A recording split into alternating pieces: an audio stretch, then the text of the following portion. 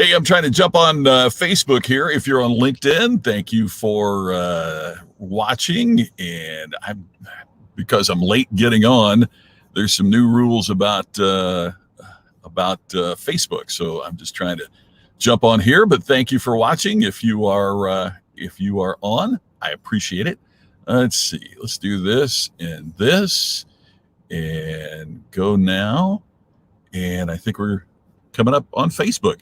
It is amazing how my day has ended up being exactly what I was going to talk about today. I had an appointment with the eye doctor today, and it was reasonable that I was going to be back on time. We were cutting it a little bit close. I'm still in the parking lot. Tammy is driving. Hi, Tammy. Just put your arm in there.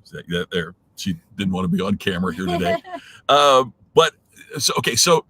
So I've got the eye doctor appointment. I'm going to make it back okay. Everything's going to be fine. They're about 35, 40 minutes late getting to me. That in itself is frustrating. Today's talk is about, is the customer always right? Okay, so I've got the appointment, and they call me back. Matter of fact, they call me back on time, by the way. They call me back into the office on time to give me the paperwork to fill out that we probably could have done online. I probably wouldn't have had to wait if we could have done it online, but they give me the paperwork to fill out. I think, well, at least, we'll get the paperwork filled out, and now I wait for another 35 to 40 minutes. So in other words, they could say, hey, you had an appointment at this time and we had you the paperwork at this time. All good, right? Not if you sit and make me wait 35 to 40 minutes to do what you were going to do. One of the things I say in the book Iconic is that customers, like I'm a patient, a customer of this, customers judge you on promise and performance.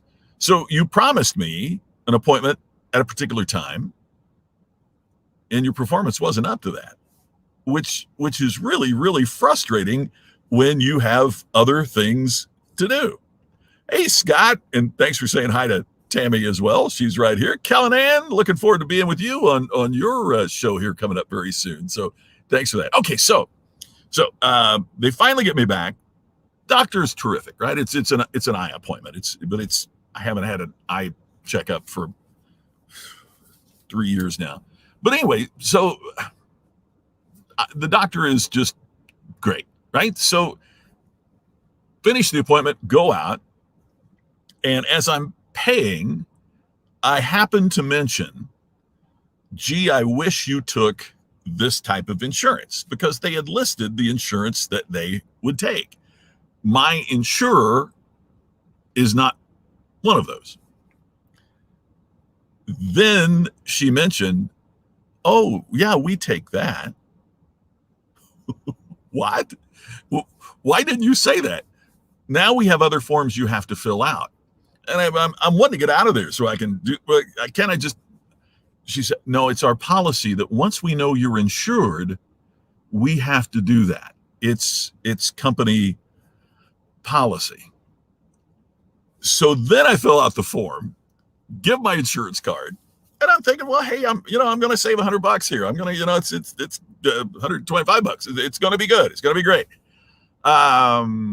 Oh, we have a new computer system. We can't figure out, could you make a copy of my insurance card? And you've got my phone number. No, I have to get you to sign this after it's processed. And the only person that really knows how to do it is the doctor, who is back there with a patient right now. So it was a comedy of errors. And I'm going to talk about what we need to do to fix that in just a second. I just want to make sure. Hey, Jennifer, my friend, it is so great to see you. I was so hoping you would be at the National Speakers Association convention here, but we were sending you virtual hugs. Tammy, Jerry Eisenhower says, I need a cool drink to calm down my frustration. So that's where we'll go from here. Curtis, I feel like you today. I'm doing it from the cab of the car here, so it's all good. I hope you're doing great. Peggy, Larry Winget used to do that in his speeches. He would say, fill in the blank. It's not company. And every time the audience in unison would go, policy. And you're exactly right. It's the old company policy. Once you tell us this, we can't change. Oh, man. Yeah, life is special, Cheryl. I mean, hey, here is my great friend, Joseph. Joseph, I was going to write you as soon as I got back to the office. I saw that you're back home. I've been praying for your health, my friend. I hope you're doing great, and I look forward to connecting with you soon. I am so glad that you're here, and so glad you're back home. You're the best, my friend, and I'm hoping things are great with you. Yeah, Kevin Mullet, policy, flexibility, right? And you're right, Kevin. Flexibility is greater than policy. They were not concerned about a patient. I mean, the doctor was. I can't say anything about the doctor. She was fantastic. But the staff was more concerned with policy and procedure than with taking care of a patient, making sure that good things happen for a patient. So, yeah, exactly right, Scott. Not exactly great customer service. Great to see you, Darcy. Bruce, yeah, that's why they're doctors and not customer service professionals. And there's the thing. If the staff would have treated me in the same manner as the doctor, everything would have been great.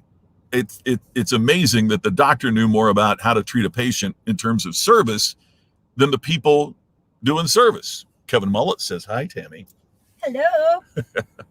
So the question is, are customers always right? No, the customer is not always right. Hey, look, maybe I should have known the name of the company that's attached to my main insurance provider that takes care of the vision. It's not even on the insurance card. I'm sure it's on a flyer that I got from my health insurance company somewhere. Maybe I should have known that, right? And we have all been in situations where the customer is wrong. The old adage about the customer is always right, not true.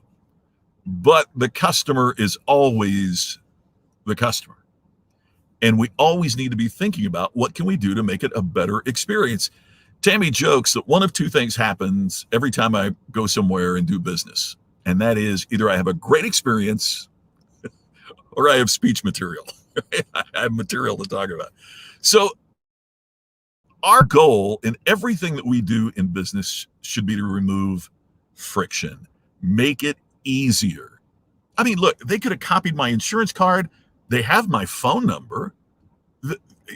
There has to be a way to make this easier without me sitting there for 40 minutes because, one, they don't understand their new computer system. That's not the customer's fault. And the fact they haven't been trained on the system, that's not my fault that they didn't do training. But yet here I am talking about it to an audience, and if it's like we had yesterday with replays, we're going to have 400 or 500 folks that see this, and it just shouldn't be that way. We should be thinking about what we can do to remove friction. We need to listen to our, but as we explain it, see, a little irritated. One of the people at the front desk treated it like it was my fault that I didn't know. When she said, here's the insurance that we take Aetna, which I don't have, and we take, well, it was something else. And that something else is just the vision insurer that comes as part of the package with my health insurance that I didn't know their name. Would that be, you suppose that's the first time it's ever happened? I can't imagine that it's never happened before. So think about how we explain things from the customer's point of view. Look, there's only one point of view that really matters in business today, and that's the people that we serve. That's our customer.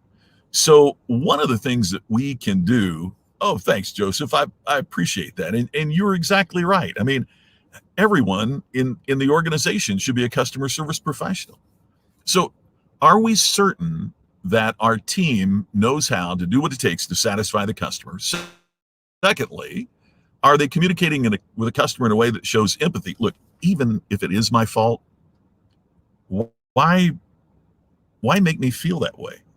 How does that help your business for me to come out here and if it is my fault, how does it help your business to make me feel badly about that? Does that mean I'm going to refer you? Does that mean I'm going to come back and can't wait to get more? Or is it going to mean that maybe I'm not going to return? So yeah, Jerry's got it right. Building content as easy as we go through our daily lives and face the challenges of the day, because it is all around us. Kevin, you're right. It's a daily occurrence for those who are observe it and translate it into a story. What we have to do is to analyze how we can make it without friction, how we can make it easier, what we can do to deliver that ultimate customer experience. That's what it's all about, the ultimate customer experience. So that's going to do it for a shortened from the car version of Daily Distinction. I will see you tomorrow at 2 p.m. Eastern, 11 o'clock Pacific. I won't be going anywhere. In the meantime, if you'd like to learn more and have more intensive discussions and help with how you can create the ultimate customer experience and go to the level of being iconic, just go to iconicinnercircle.com. There's no risk. Your first month's absolutely free. Would love to have you be a part of it. We'll talk more about it in the future, but just wanted to jump on here and share that because, as I said earlier, the customer is not always right. But one thing that we have to remember is they are always the customer. So do whatever you can to remove friction in the process, and you will be well on your way to creating distinction. Hey, thanks everybody for watching. If there's a topic you'd like for me to cover, make sure that you leave it we're on Twitch, we're on live on Twitter, we're live on YouTube, we are live on LinkedIn for the first time, and we're live on Facebook. So hope to see you very soon. Thank you so much for spending part of your day with me, and I look forward to talking to you again tomorrow on the next Daily Distinction.